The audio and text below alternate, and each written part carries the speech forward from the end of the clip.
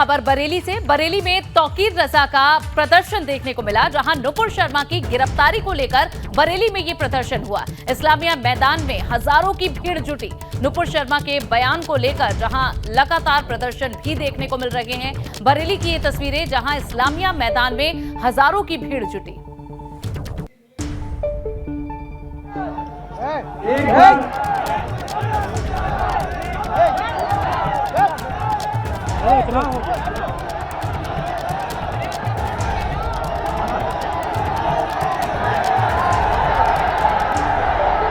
तस्वीरें आप देख रहे हैं बरेली की, जहां तौकीर रजा ने यहां प्रदर्शन किया है। नुपुर शर्मा के बयान से आहत उन्होंने बताया है और इस पर कार्रवाई की मांग लगातार की जा रही है। इस बाबत जहां कई जगह प्रदर्शन हुए और अब ये तस्वीरें इस्लामिया मैदान की, जहां हजारों की भीड़ जुटी नुपुर शर्मा के बयान को लेकर। आहत है मुस्लिम समाज के लोग और इसे लेकर लगातार एक कार्रवाई की मांग उनकी तरफ से की जा रही है और इसी के विरोध में ये तस्वीरें सामने आई।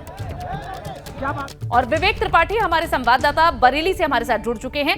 विवेक, बताएं कि क्या इस जगह कहा गया, ये जो प्रदर्शन के लिए हजारों की भीड़ हम देख पा रहे हैं, क्या कहा गया यहां मंच से?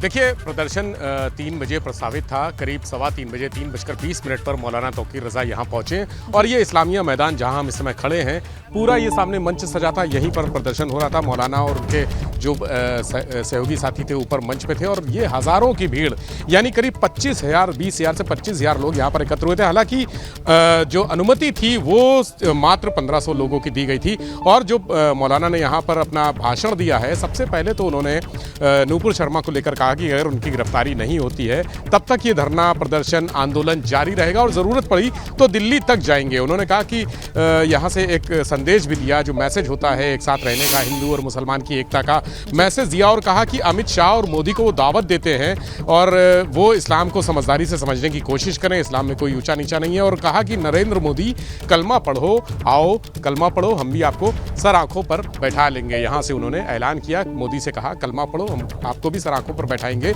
मुसलमान को जिस तरह से सर आंखों पर बैठाते हैं अपने साथियों को, उसी तरह से मोदी को भी बैठाएंगे। योगी की तारीफ की, सबसे खास बात योगी आदित्यनाथ की, उन्होंने कहा कि अयोध्या में जो मुसलमानों का विरोध करते थे उनको जेल भेजा गया, योगी का काम अच्छा है, योगी की तारीफ की है। अग्निपथ योजना पर भी उन्होंने सवाल उठाए और एक तरह से पलटवार किया, हमला किया सरकार पर कि ये अग्निपथ योजना जिसका नाम ही अग्निपथ है तो फिर आग तो लगेगी ही।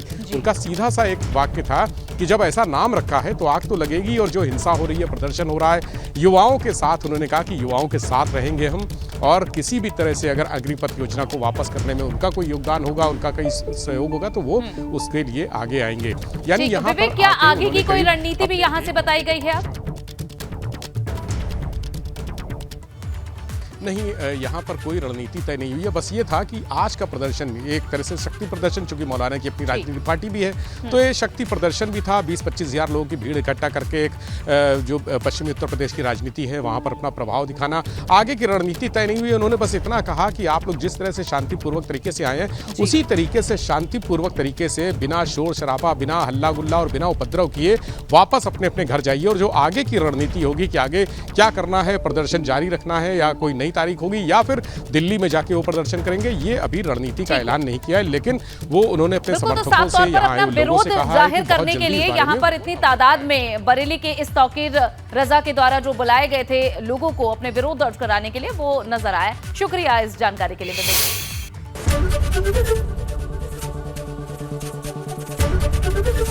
एबीपी गंगा, खबर आपकी, जुबान आपकी।